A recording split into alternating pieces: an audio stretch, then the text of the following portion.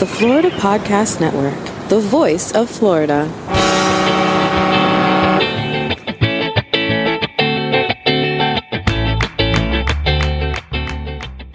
This is episode 10C of the Finding Florida podcast on the Florida Podcast Network, Geek versus Gamer in the Southeast. We hope you're ready for a gaming adventure. Welcome to Finding Florida, the podcast that takes you from country to the coast. Join your tour guides, an unlikely pair, city girl Jemmy and country boy Glenn, as they explore the amazing sights and sounds of the Sunshine State. This is the third part of our Geek versus Gamer challenge. If you missed episodes 10A and 10B, go back and take a listen to those first. In this episode, we wrap up our gaming challenge. Let's hear from our special announcer on how things stand. Welcome back to Geek vs. Gamer in the Southeast. It's part 2. Returning in the right corner, we have that old geek known as Long Arms, Glenn the Geek. And returning in the left corner, we have the pint-sized short legs, Jemmy the Gamer Legagneur. At the end of part 1, Jemmy left Extreme Action Park with a commanding lead of 2-4. Can Glenn close the lead in part 2 of Geek vs. Gamer? Listen and see. Well, you heard it there, folks. After Extreme Action Park, I am riding high, kicking butt, and taking names. You but got just lucky. one name, You one got name lucky. counts. Only one name counts. Glenn the Geek, a.k.a. Long Arms. You're going down the rest of the adventure, man. I'm telling you. I'm you in the got top, lucky but at I'm not Extreme letting Action up Park.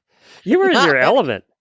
I was. Yeah. That place was so much fun. It was like, my God. It really was a lot of fun. You, I knew once we had a driving challenge, because you drive like a nut anyway, that you were going to be leading that one. I knew there was. Good I drive luck. like an old man. You drive like a nut. There was, unless it was for who came in last, you were going to win that. I can't believe I didn't get a flag or a card or whatever the heck it's called. You were running people off the road, just 12 like you years do in old. real life, Fair. actually. You live in the right place for being a reckless, fast driver. Whatever. You know what, though? People listen back to the preview episode. If you missed apparently Ocala has some reckless fast drivers of a totally different kind as well. So I don't want to hear anything. If you haven't heard that mystery sound, go check it out. Pretty darn good. I don't think I'll be challenging her to games anytime soon at this rate. Although I have a chance to redeem myself. Today we go to Silverball Museum. Yes, it's a pinball museum. I can't not wait. So every once in a while, Jordan comes back from his day out being a cool kid around town and says, "Mommy, I went here. Like, take me there." And he has checked out pinball games, and I can't wait. I can't wait. That's going to be a lot of fun. And then we're going to play some card games because they're the oldest form of games, right? So we're going to play some card games and some, we're going to just play some different games at home. We're going to stay home and play some games because that's where you play a lot of games. And then we're going to an escape room. I've never been. I'm so excited to go to an escape room. Wait. I'm so excited. I'm laughing because I'm debating whether or not I should admit to my listeners that I literally have drawers and drawers full of games in my house. She does. She has a lot of I'm games. that girl. So yes, we'll be getting into some sort of card game or something. But yeah, an escape room. I have been dying to take you into one of these. I know, you've been trying to get me alone in the escape room. I've been trying to leave you in one. Yeah, but exactly. I don't think you're going to let me. That's what I think. That's where I am concerned, actually. And I don't know how we're going to make that a competition. We might have to see when we get there and analyze it when we get there and see what we're going to do. Yeah, I think we're going to have to consult the pros on that one. But we'll figure it out. All I know is I'm going to win. Whatever it is, I'm going to win. And then as our adventurers usually do, we're ending at a bar. So it's the 10th Level Tavern, and we're going to end there. It's a gaming bar, though, so it's appropriate. It fits. It is wall-to-wall video games, and another one of these You've been to this one before. I've discovered along my way, and I love it. Yes, this place is fantastic. So the owner, Joey, is going to be setting up some good times with us there, so we might even live stream some of it. I can't wait. I'm excited. It's going to be a good time. Can't wait to see what he has planned. 10th Level Tavern in Oakland in Broward. All right, well, let's get on with this so I have a chance to catch up and then beat you by the end of the episode. We're going to be heading over to Silverball Museum. Where's that again? That is in Delray Beach, Florida. It is right there downtown, and it is a big, colorful building. I've seen the outside. I've seen pictures of the inside. It looks like just an absolute mecca of gaming and enthusiasm of old school classic stuff. So I can't wait because, I love classics and you're old. So it's going to work. It's going to work. And here's Jemmy's highlight.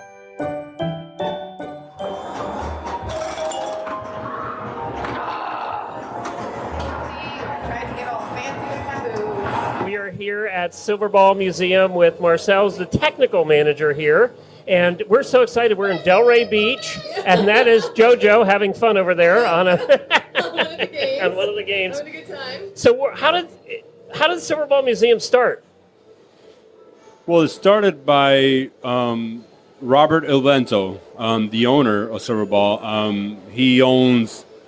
Well, he says he owns more than 500 games. I believe him. Wow. 200 of them are here in Delray Beach. The other 200, I believe, they're in Asbury Park, and the rest are in other warehouse areas. I'm not sure where, but that's how much he says he has gained. And I heard he originally started doing that because his daughter loved pinball. His daughter loved pinball. He got into the whole collecting aspect of it. After he bought one game, I don't know which one, but he bought one game for his daughter, and his daughter she loved it, and him and his partner went ahead and just started buying games after games after game. And there are so many games in here. I mean, pretty much any game that you can imagine is under this roof. What are some of the classic games that they're going to see here? Well, Addams Family will be, like you said earlier, one of the most popular games here. But I mean, we have all the classics from every era. I mean, the 70s, we have Royal Flush down there, Jumping Jack. I was feeling at home when I walked in because all these games are from my era, which is before your era. I'd like to count on how many of these machines are older versus younger than Gen. What's the over-under? A lot of these machines are older than you. So. Like Addams Family is 1974, and I read that it was one of the best-selling pinball games ever. Addams Family, yes, pinball games pretty much peaked out as far as commercially, how much quantity they got sold and stuff. Addams Family pretty much peaked out, and it just brought a whole new life to the whole pinball. And you can come here and play so many different kinds of stuff. So obviously, there's how many pinball machines are here, by the way? About 100, a little bit over. It says 150 or so. A lot. I mean, they're swimming in them. And it ain't only pinball, too. No, we there's have classic arcades. Else. I saw skee-ball. These ladies here are playing foosball. I mean, there's so much to do. And there's also a bar, and you can get food. It's like you can spend all day here. Really good food. And 3 bars. And you could rent any of the bars or any of the areas. There's 3 or 4 areas you could rent, or you could rent the whole entire place for anything, bar mitzvah, birthdays, anything you need. It's the kind of place that you can enjoy no matter what age you are, what generation you are. It just seems like there's so much to do here. There's something for everybody here. You even have a disco ball in the middle of the ceiling. And this place, by the way, just so let's understand, this is 2 levels up here. Yes. And so there's just so much to see. And what's cool is there's a lot of this stuff, there's just a vintage feel. I mean, the chairs that I'm seeing with the way that they're done and everything, it feels like you're in a 50s diner and some, Correct. There's so much here. It's a really, really cool space all together. Yes, we have live bands even during the weekends and such. We have a DJ come in during the weeknights to entertain people. I mean, it's great. So basically the bottom line is, if you are in anywhere near Delray Beach, so you're in Broward County, Palm Beach County, whatever, and you have the gall to call yourself a gamer, as I have, you will lose your gaming card if you never visit Silverball Museum at least once in your life. This is awesome. You can't miss it because the mural on the outside is huge. Who did the mural on the outside? That was amazing. This place is super colorful. Yeah, you can see it from like a mile away. This is pretty awesome. Yes, you can't miss it. All the murals are on it. You cannot miss this building. Yep. What's the website? www.silverballmuseum.com. Silverballmuseum.com. Great, thank you. Now we have to go play. No. What Glenn means is I have to go kick his butt. There you go.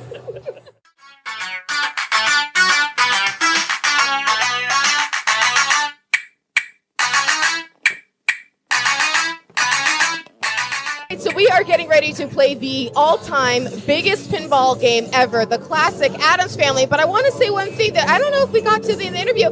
The most amazing thing about Silverball Museum is once you pay your entry fee, it's free play. I don't have to put quarters in every second. No, it's free range, free play. It's awesome. Because it always costs me a lot more money than everybody else because I wasn't very good. Right? So this is awesome. I just want to make sure everyone understood that about Silverball Museum. It's fantastic. And so we're going to play the Addams Family game, which was 1994. It was the best-selling, and it still is, the best-selling pinball game ever. 20,000 units were sold. Ugh. And get this. I didn't get one of them.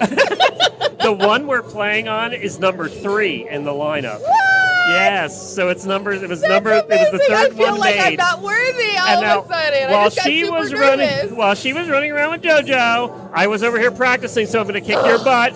So the competition continues, and it continues with pinball. We have to play pinball in a gaming challenge. So Jemmy's up first.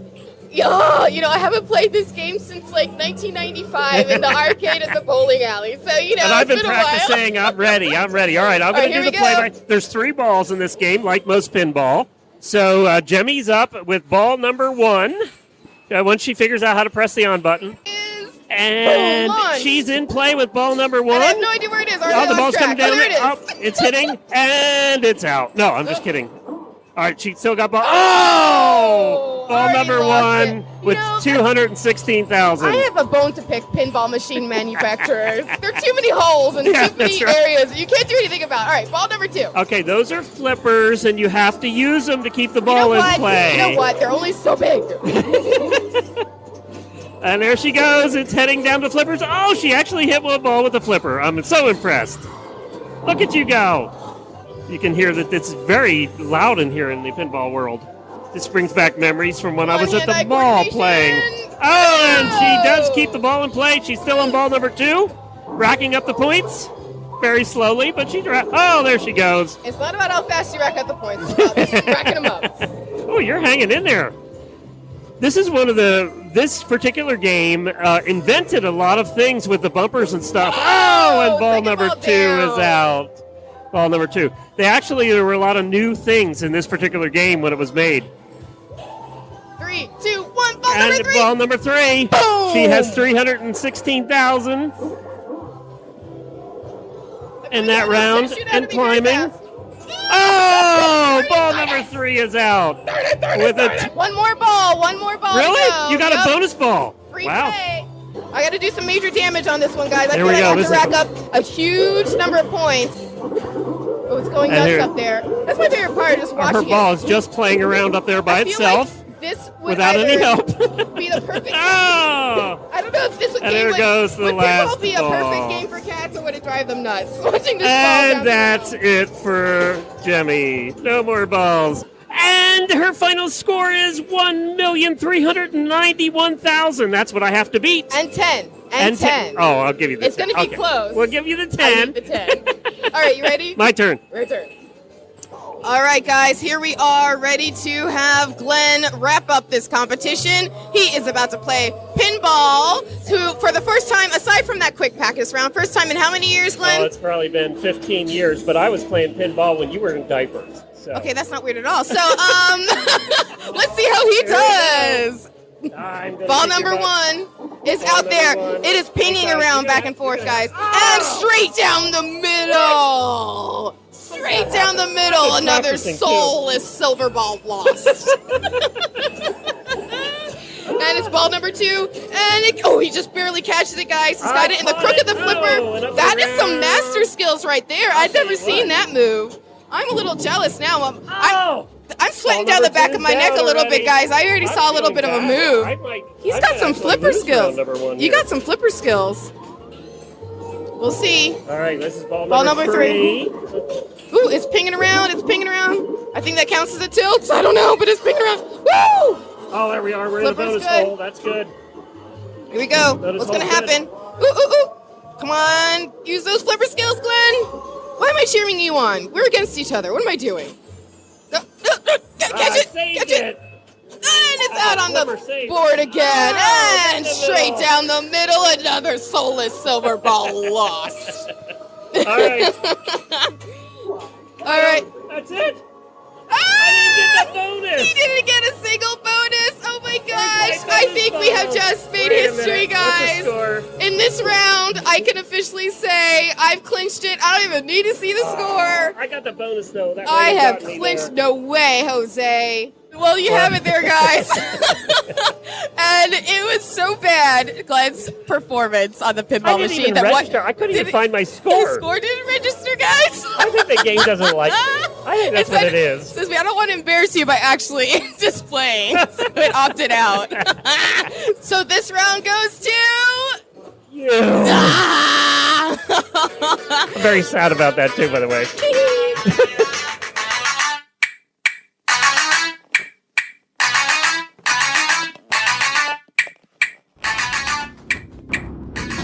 Jemmy lands an impressive victory at the Silverball Pinball Museum in Delray Beach with a game that was invented decades before she was even born.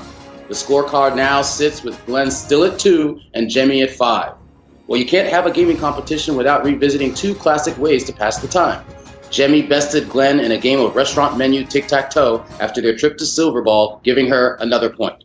But before their next stop, Glenn redeemed himself with the classic card game of Uno, pulling a last-minute win at the end against both her and her son Jordan. He was happier than he should have been for beating a 6-year-old, but as you heard in our last episode, neither one of them has any shame in beating children at games. The score stands at 3-6, with Jemmy in the lead with 2 more stops to go. Okay, we're heading up Route 95 from Boynton Beach to...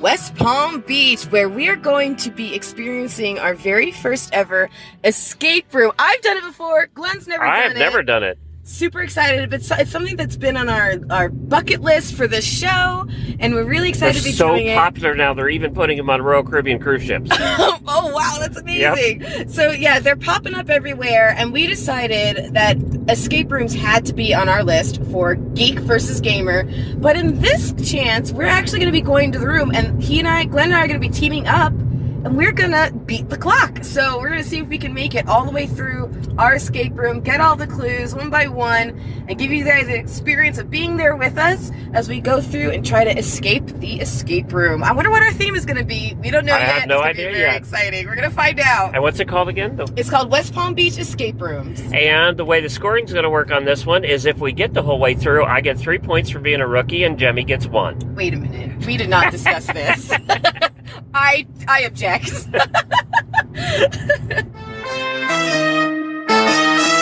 So we are now at the escape room. We're at West Palm Beach, and we have Dr. Larry here, who is the owner of this particular escape room. Dr. Larry, how does a doctor become an owner of an escape room? Why does that happen? And what kind of doctor? I'm a cardiologist. So you're dealing with hidden hearts, and now you're helping people in dark rooms. Or I can induce heart attacks and get business that way. One of the two. He makes them nervous thinking they're never going to get out, and then he treats them. So fortunately, I have enough of a clientele. I don't have to worry about that. You live in Florida. That's correct. God's waiting room.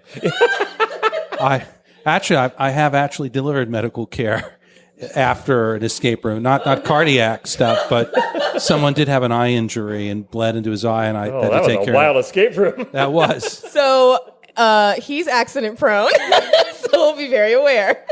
Mind you, I'm a cardiologist, not an orthopedist. Okay, good. Yeah.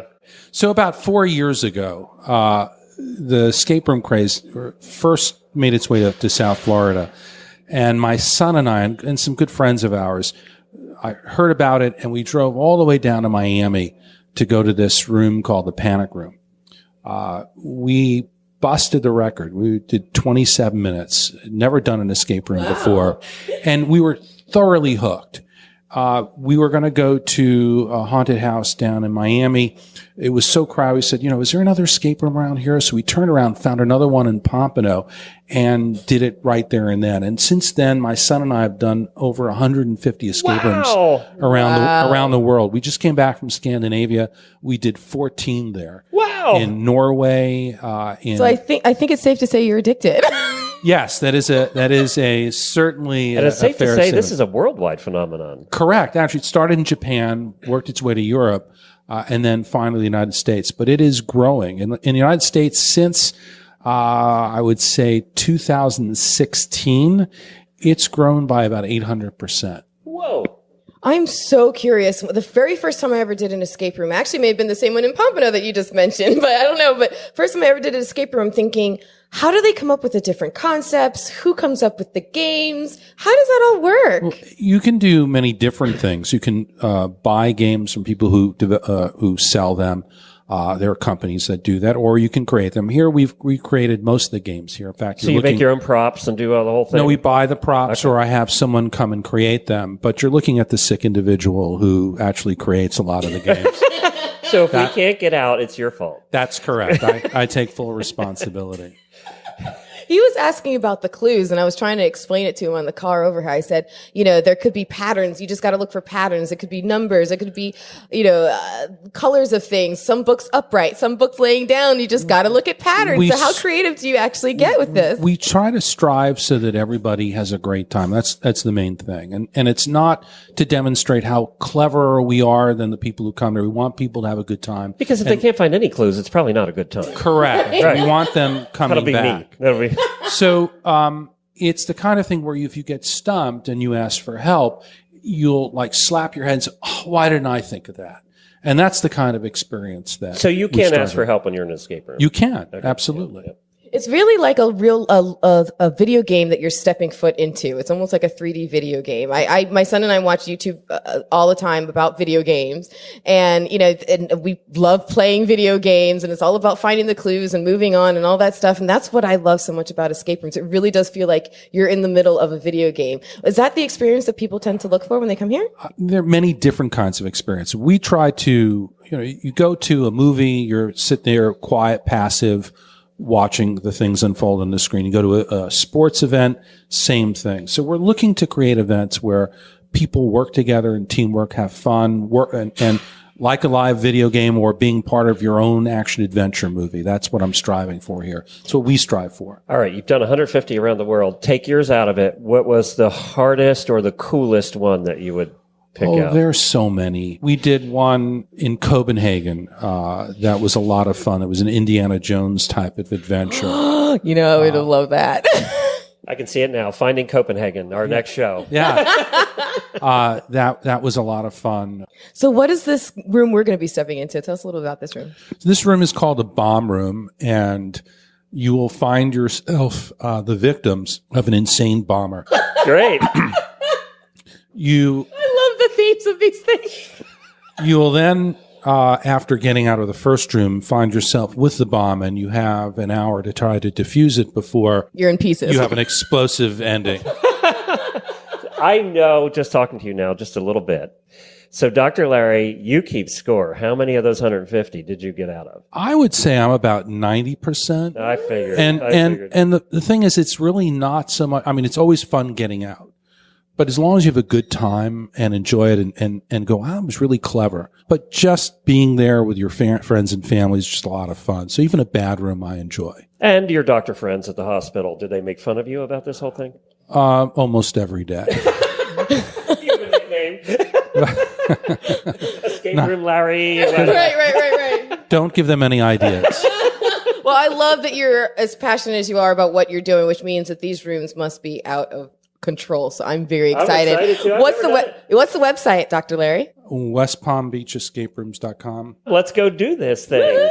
Woo! Okay, so you're going to watch two videos. The first video is rules and regulations. The second video is the backstory.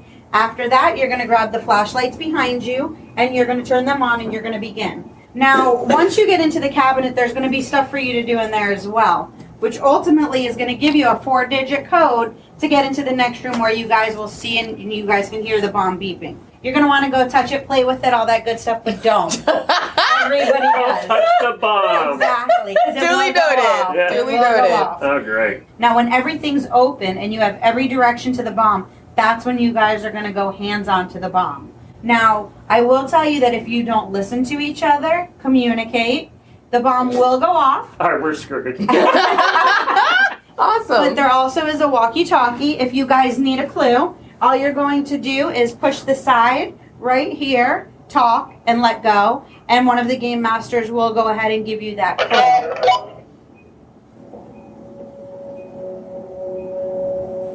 To ensure your safety and continued enjoyment of the room for others, we ask that you follow these simple rules. Players are forbidden from bringing in explosive, flammable, or sharp items, including, but not limited to, lighters, knives, penknives, and toxic chemicals. Oh, darn, there's the fun. All right, here we go. We're in the escape room, and our time has started. Just started. 60 minutes, flashlight. It is dark. It's dark in here. We're grabbing our flashlights. That's what we're going. And we have some locks to undo and some clues to get to the main door. All right, let's get started. My first problem was I couldn't even get my flashlight on. All right. We are 8 minutes in, and Got it. Oh, that was me, by the way. Me. Yeah, but who came up with That the was me. numbers? Oh my gosh, it's taking forever. I know, we're not even out of first room yet, and we're at 47 minutes. We'll see where we go from here as we're trying to figure out math, and that's where we're both screwed. Okay, so... Do we get a hint? Yeah, we might need a hint. Oh, that sucks. I feel so defeated. I want to do it without any hints. Oh, there you go. Okay, we are still in the first room, and we just found some clues that we're a little further along, but we are literally at 41 minutes left. Okay, so now we got help. We used our first help. So we finally have a chance of getting out of the first room now that we're halfway through. Oh my gosh, we're dumb. We're at 30 minutes. We are not accomplishing this goal. 8 pounds. Look at me. All right, we are finally. All right, so we have. Hold on, with 30 minutes left, we got through the first door, and mostly because of my clues. Whatever. Uh-oh. Oh no! The bomb is going to go off. All right, where do we start? activated. We got dynamite over here. Dynamite. We got. Okay, Russian. so these are the instructions for the bomb. Do not do that yet. Don't go near the bomb. Get away from the bomb. Away from the bomb. Okay, we got in 2 more cabinets, and we only have 20 minutes remaining, and we got a lot of work to do. Go do something. Make yourself useful. I'm doing this. I'm at a loss. I don't know what to do. Can I just make a comment to everybody that this beeping on the bomb, which is very large, is driving us insane. It's nerve-wracking. All right, let's get a clue. To get the key out. We are at 9 minutes left, and we are screwed. Because Jemmy is using hand-eye coordination to try and do something, which is not working great. Don't drop it. No pressure, Jemmy, no pressure. Okay, you want to do the next one? Yeah, long arms. You do the next one. There you go. Don't f*** up. That'll sound good on the thing. All right, we got the key. All right, we are still locked in the room, and we have 2 minutes left. We have gotten all the locks open but one, it appears, and we haven't even started defusing. I can't find a W. So we have not started defusing the bomb. And we have 2 minutes left. I think we're dead. Let me look again. We have 6 minutes left, not 2. I got it. That damn bomb is still ticking, and we have 1 more lock to do. Shutdown sequence initiated. You guys are about to disarm the bomb. Do you want to try it yourselves, or do you want me to help you? I'll take help. Okay. 8 minutes to go. How are we getting time? I think they're giving us time. We gave you extra time. Okay, we're so delinquent they gave us extra time. Uh-oh. Press and hold button 3. Now we're on the last step. Last step. All right, we are on the last step to see whether we're going to blow to smithereens or get out of here. With help. We're all in this together, Randy. shutting down. We didn't blow it up! We did it! With a lot of help. With a lot of help. A lot of help. Okay, that was harder than I thought it was going to be. What did you think? Way tougher than I thought it was going to be. I really appreciated the skill it took to use your brain and figure out the clues and everything. The clues were all over the place, and you just really had to figure out like shapes, numbers, codes. Now we had reinforcements come in and help us. Who was our reinforcement? Randy. Randy's our reinforcement came in and helped us. They graciously gave us more time. We would have blown up. That was pretty funny. We were like, oh, we have 2 minutes left. Da, da, da. And they were like, wait a minute, we have 6 minutes left. We were wrong. They're like, wait, that we have 8 minutes left. So yeah, they gave us extra time. What percentage of people would just... This would have been hard to do disconnecting the bomb itself because there's 3 stations. We'd have been running back and forth like crazy to figure that out. Absolutely. Yeah. So what percentage of people actually finished this game room? 67%. Oh, good. Well, we're on the 30%. Well, wait a minute. How many people do it with teams of 2? Yeah. I would say probably about 40%. Okay, so good. We're in the majority of failures. That's good. That's right. I don't feel so bad now. I know, it's good. We're in the bottom 60%. You know That's what? not bad. I would have taken that in school. And we survived a bomb. It didn't blow up. That's We're right. all in our pieces. Let's be We're all honest. good. We would have blown the business. Oh my gosh, we need MacGyver like nobody's business. Thank you, Randy, for helping us out. We had a great was a lot of time. fun. Absolutely. Wow, talk about intense. And the ticking did not help. I mean, we understand why Dr. Larry needs to help out some patients after they come out of a room like this. My goodness. The ticking didn't help. That subliminally really affects you. Absolutely. When you go to bed tonight, you're going to hear I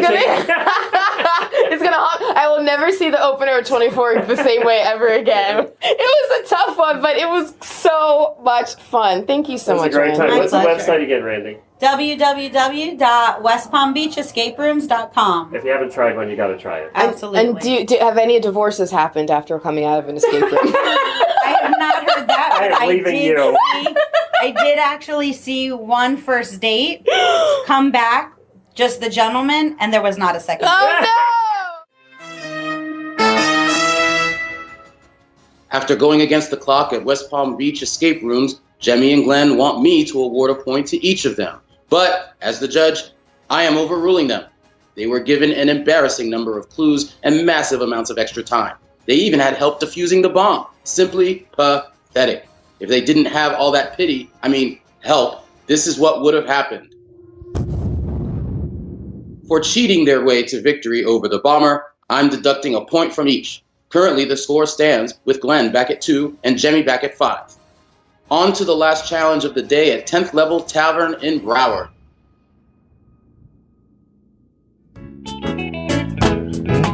Cooking up delicious New York-style gourmet pizza in downtown West Palm Beach since 1996, Jen and Phoebe are affectionately known to locals as the Pizza Girls. From toss-up and gourmet pies to a full menu of salads, sandwiches, and other classics, the Pizza Girls use only the most mouth-watering, fresh ingredients, including gluten-free options as well. Taste-wise, they have been named Best Pizza year after year by Zagat since 1999 by visiting either of their 2 locations. You can find their original spot right near the water in the heart of downtown West Palm Beach at 114 South Clematis Street, or visit their new larger full-service restaurant in Palm Beach Gardens at 10965 North Military Trail, right at the PGA intersection. Their newest location sells the same great pizza and a whole lot more. It's deliciously different. Go to their website at pizzagirls.com to learn more about their herstory, see their full menu, and get more information. That's pizzagirls.com.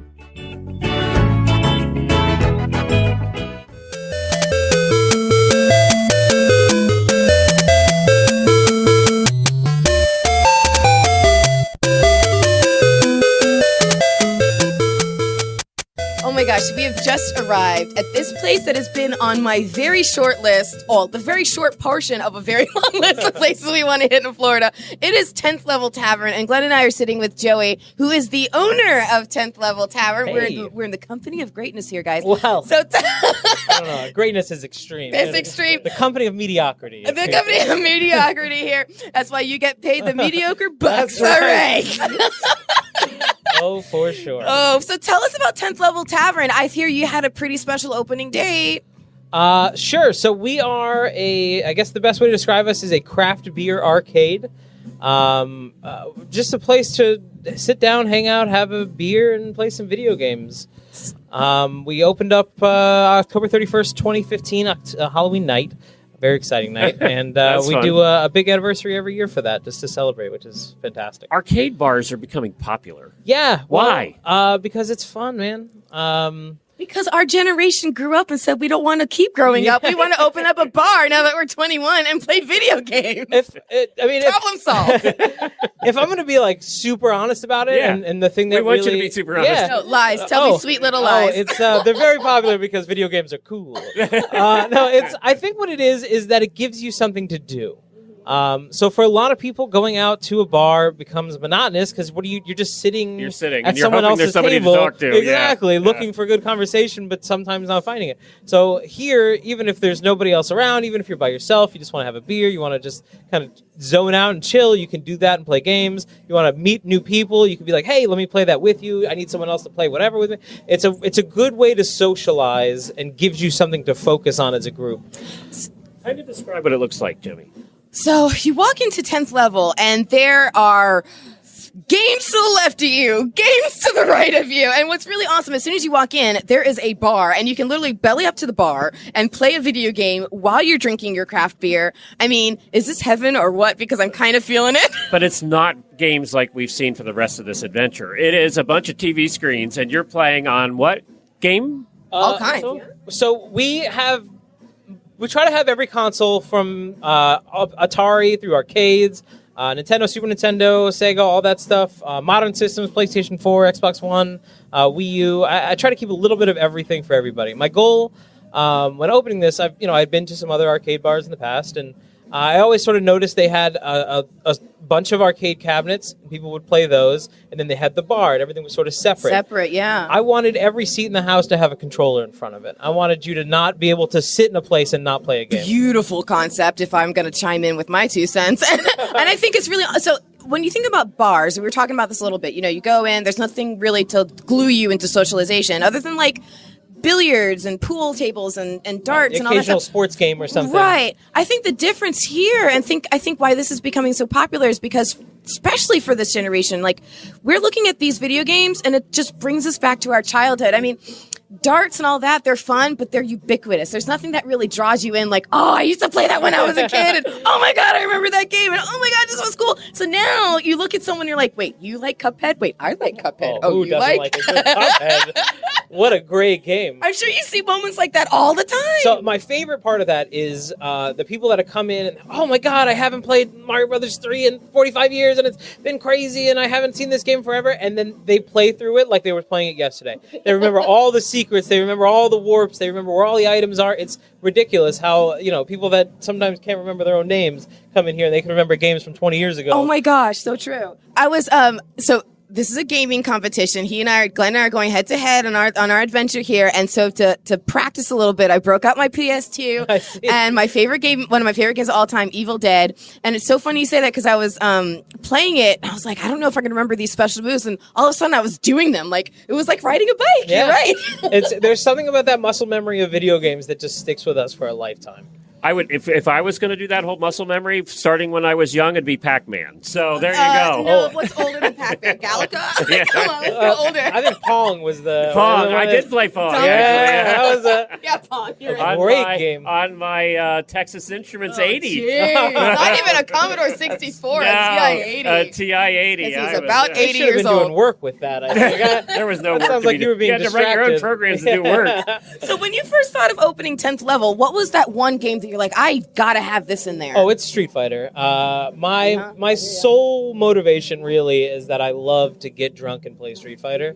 So I needed a place where there you go. That led me to my question I was going to ask was it video games first or alcohol first? Oh, that's really tricky. I would say... Be careful how you answer that, because you're going to get the impression that you used to drink heavily when you were like a child. Well, growing up Italian, that's not far from the truth. You did have wine with every every meal. Right. Wine with every meal is just a thing. Commuting always got out of You know hand. what's so funny is when we came here, I said he's Italian. I'm telling you, he's Italian. Oh, it's the clutter all over the wall. We can't help ourselves.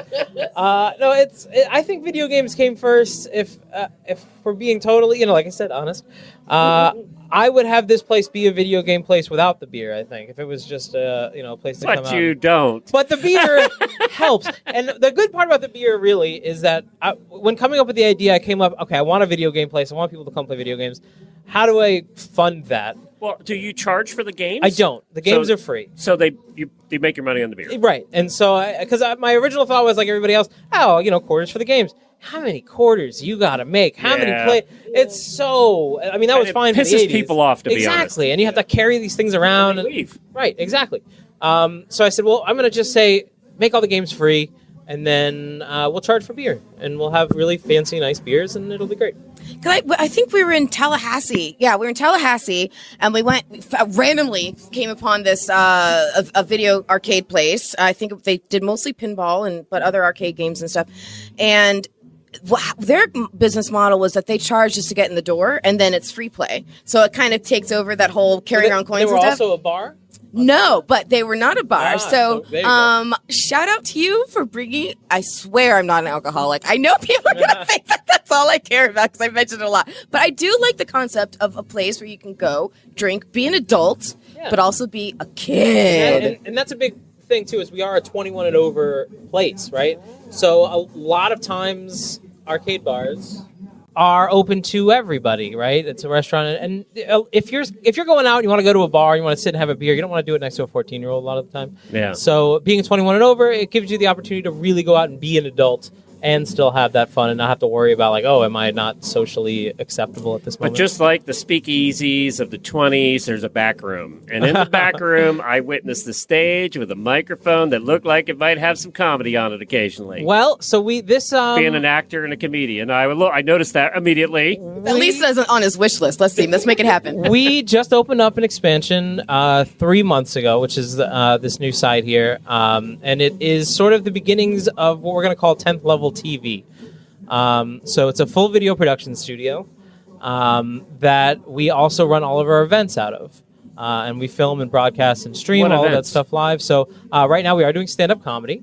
And we actually nailed it, Glenn. Every you need to go, Jemmy. Single Sunday. I'm a poet, not a comedian. Have some respect. I mean, no respect. Comedy could be, poetry could be hilarious. Yeah, that's right. Especially mine. Yeah. Especially when it's as bad as hers. Oh, we do a show. We do a comedy show that's sort of like a comedy open mic where comedians compete against each other. Oh, that's cool. And they do a 5-minute set each, and then they go on and they roast each other. They do a roast battle. I like that. And then your next one is when? Because we're both entering. Every single Sunday at 8:00. So go get good with the Lord, and then come in and make fun of your friends. And then you ruin it all a couple hours later. It's a lot of fun. And the winner of each one of those shows goes on to a paid monthly show that we do the second Saturday of every month. Oh my gosh, that's awesome. What is the one local brew that we should try most? Well, I would say number one, especially because of where we are, Funky Buddha. Right across the street. They are right outside our front door. Tell us about the beer. Doesn't get fresher than when you buy it from there or here. What about Funky Buddha? What do you guys know? Give them a plug. Super delicious, awesome place to go. Great venue. I mean, I don't know what else to say. They're great. Funky Buddha is fantastic. The thing that really put them on the map is they're known for their creativity in beer making, right? So their number one beer, the Floridian's like a Hefeweizen, like a wheat beer. It's really easy to drink, light. People love that beer, but they're known for making these outlandish, stuff that tastes like you're eating a peanut butter and jelly sandwich, right? So it's called a no crust PB&J, and you taste the jelly, you taste the peanut butter. It's nuts. We just had one that actually kicked today. That was it's called Fire in the Hole. It's a raspberry beer that has habanero peppers in it. So it's spicy. So it's supposed to be refreshing, but your mouth feels like it's on fire. Oh my goodness! And I'll tell you what, on a hot day when you drink it and it just cools your whole body down because it's warming you up from it's nuts. I love that beer. So their creativity is really what put them on the map and making these really, really good beers that are super on point for what they're supposed to be. They don't pull any punches. What is your Facebook page so a lot of our listeners can come visit you too? It's at 10th Level Tavern on Facebook. Fantastic. TENTH, not 10TH. I can't think of a better way to close out this episode where it was Geek versus Gamer the entire time. I can't think of a better way to close it out than at the tavern. So we're going to go play a couple of games. All right. Have a good time. No. I'm going to go kick your butt in a couple of games. Let's get that clear.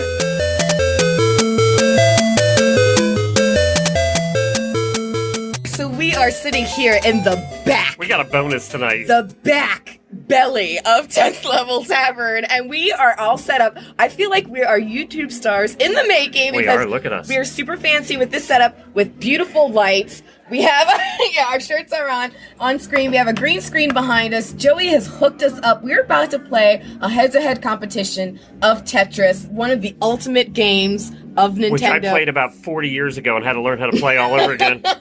It's going to be a bloodbath. You were born when this game was born. Absolute bloodbath, I predict. Yes. I have to make up for the fact that you beat me at the zombie game earlier. That's highly unacceptable. Highly unacceptable. I have to earn my gamer card back with a game of Tetris, and I'm going to beat your butt, you geek. Geek is going down. I'm going to concede you probably will. Geek is going down. And we're going to be doing this. We're going to have this video available on our Facebook page. Yeah, because Joey's being awesome and videotaping It's like all the this. real official ones on YouTube. Oh my gosh. Do you want to broadcast it live to your Facebook page? We're not that... for our Facebook page? Yeah, I can just link it. Okay. You just have to log in on this app. And... Okay. Why not, right? That was all I needed to hear. We're going to broadcast this live on Facebook. This is going to be awesome. So by the time you guys hear this part, it'll already be on our Facebook. But I suck. That's going to be... Too bad, so sad. I don't care. Suck it up, Buttercup. So we're excited. I have my brother as our special He's here. commentator. My brother Gerard. Say what up, Gerard. What up? So he's going to be helping us. Too. Yeah, so my brother and I grew up playing this game. You say it's been a long time It's since been we a played long Tetris. time.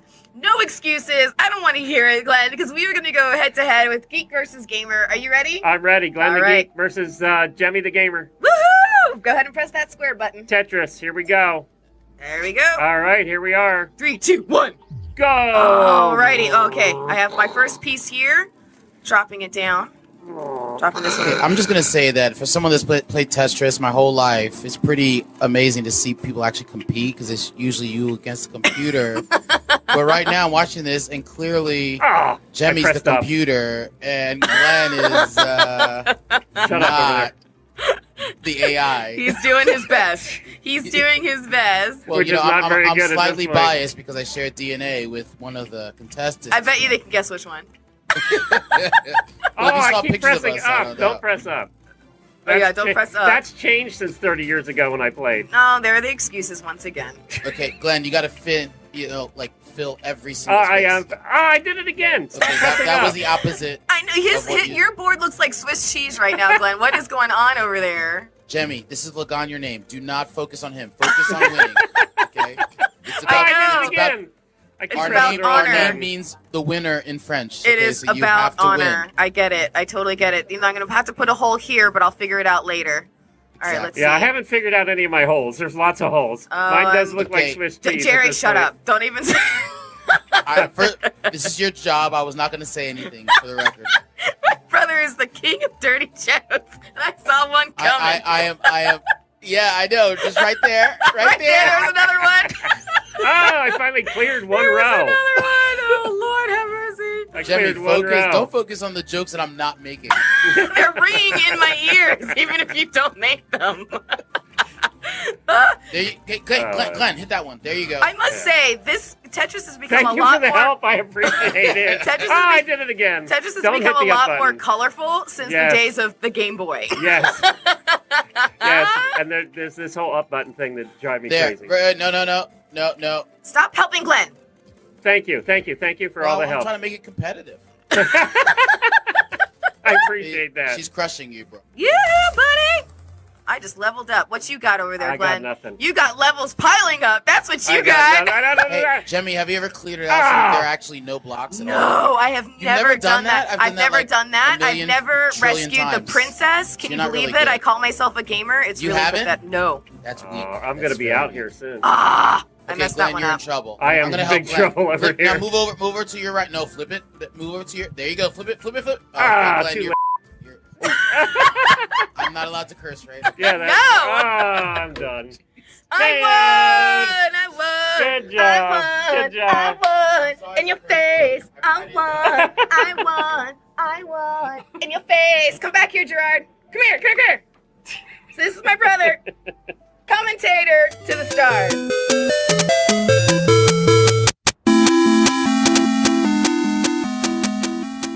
Ladies and gentlemen, the first Geek vs. Gamer challenge is in the books. And with our short-legged gamer Jemmy earning a final point over Long Arms, Glenn the Geek in the 10th Level Tavern Tetris Challenge, she not only proves that she still got it, but she wins our challenge 4-6. However, I might note that she lost Tetris to her brother Gerard that same night, proving that gamer Jemmy is still inferior to her brother, me. Thanks for playing along with Geek vs. Gamer. Now stay for our competitors' adventure wrap-up. Dun dun dun dun dun dun dun dun dun dun dun. Is there any way I can mute you? I need some onto the stage coming out in victory music. I feel like I've earned it. This has been a hard gold fight. Medalist. That's right. I am at the top of the podium. You're somewhere way down below, way down there. I am one. Ha ha ha. The gamer has bested the You geek. did. You bested me for sure. You did. I can't even argue you were better at you were. I don't know if it's that you're younger and have more dexterity. You know what I think the mistake was on your part. You came out too hard and strong. You came out and said, you know what? I know what Jemmy is looking forward to beating me at the most is that zombie shooting game at Extreme Action Park. And you put all your eggs in that basket. That's it. And you I was beat done. Me, and you made me take a second look at myself and my life. Hey, wait a minute. I beat a child at a card game. I beat a child at a card game. I was so excited about that. You did. You beat JoJo at Uno. And it was his first game of Uno. Oh, he was Don't mad, too, that I beat him. practice. He was pretty mad. He was. Well, of course he's going to be mad. But, man, what a fun time. I had the best time. I think probably one of my favorite things was finally getting you into that escape room. I know. I have to put that up on the list there, too. I really enjoy, although you're much better at, although we both did, we didn't, let's start over. So I'm not sure we worked the best together in that situation. Not with the bomb beeping over our It was kind of annoying. It really was. It was not just annoying. It actually played on my nerves. I'm like, oh my God. And we learned something about Jemmy in those situations is she likes to take charge and really control the situation. Ever give it back. Now, when you did the escape rooms with other people, were you the little take charge person too? Actually, no. I think I kind of hung back, but I felt like in this one, man, the competition bug was already in me. I was fully charged. You did it to yourself. I told you your downfall was beating me in that game right off the bat. That was your downfall. I did contribute though. I was proud that I actually got a couple things, but you have a much more analytical mind. Mine's more creative on the creative side. So you did better in the escape room, knowing, okay, we have to do this, this, and this. There were some things that I felt really dumb. They were the more creative things, if you think about it, that I got them and you didn't, but the more analytical things you really got. Yeah, you're right. Yeah. You're right. But the texting old school on the phone, I would have never gotten that in 100 years. It's been so long since I had one of those phones. I was like, oh, I got this. I never upgrade my phone. It takes me forever. It wasn't that long ago. When we met, you had a flip phone. So I had a bag phone when they first came out, and you could talk to nobody, and it weighed 25 pounds and plugged into your car. It had an antenna on the roof. Oh, no, you're really dating yourself. I did. I had a bag So let's phone. see. Think about retro stuff. Okay, so between, pinball and what else was retro? Oh, skee ball. We did that was pretty retro. And let's say, we'll throw Tetris in there. I think Tetris is really retro. And the way I got to give him credit, the way he set it up at 10th level for us to be. Go see our video. You go to Facebook Finding Live. Yeah, go to Facebook to the Finding Florida podcast or on our YouTube channel, right? Eventually, it'll be up there. Yes. Oh, okay. It's not up there yet. Go to We did a Facebook Live first. Okay. But yeah, I mean, that was pretty awesome. That was pretty cool.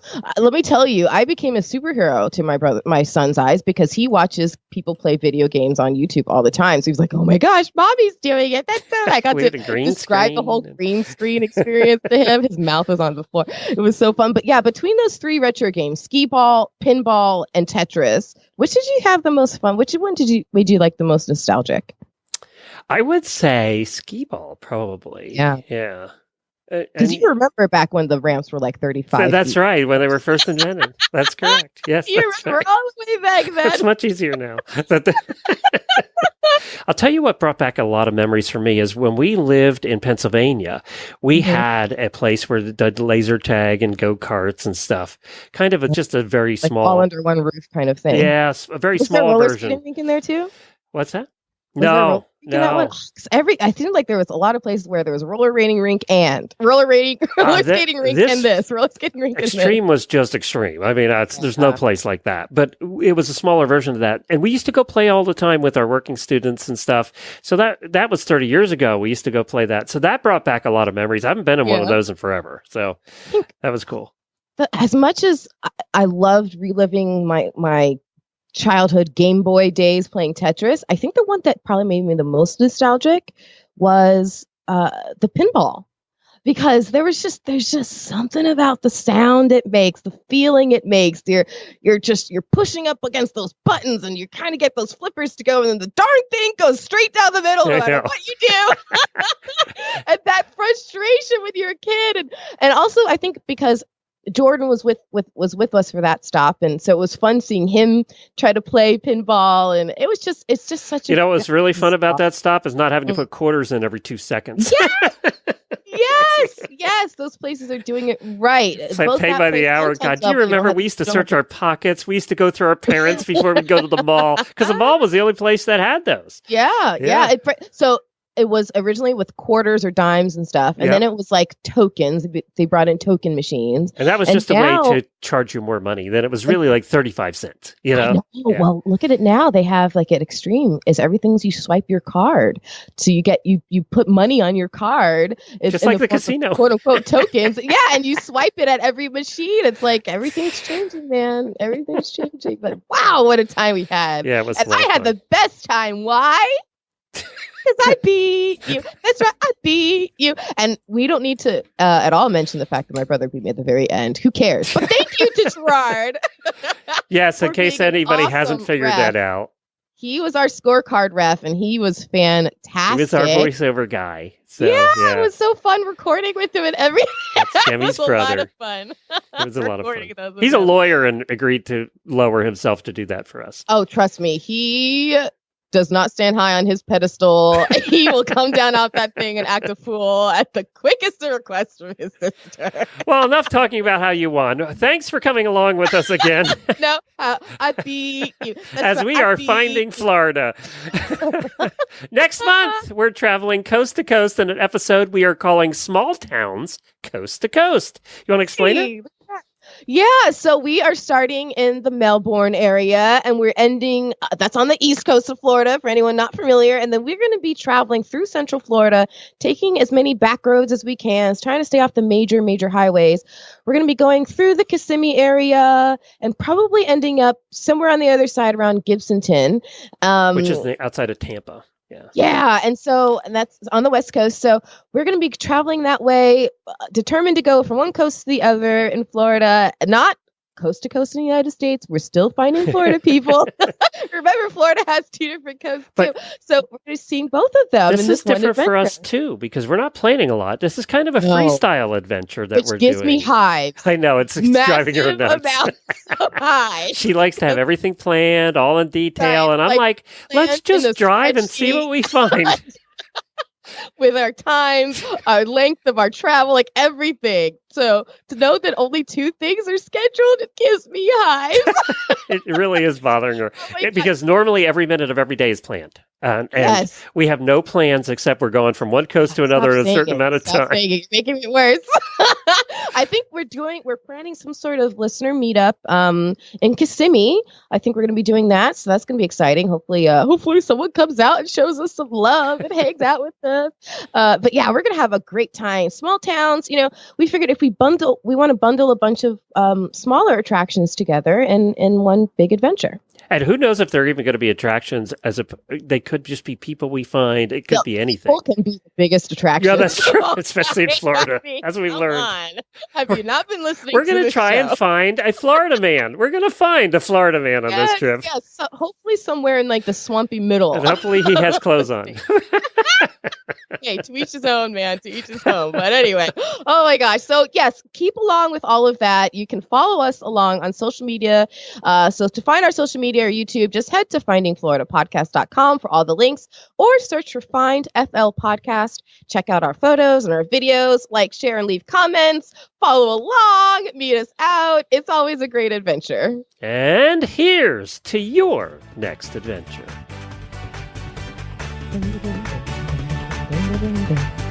Yay!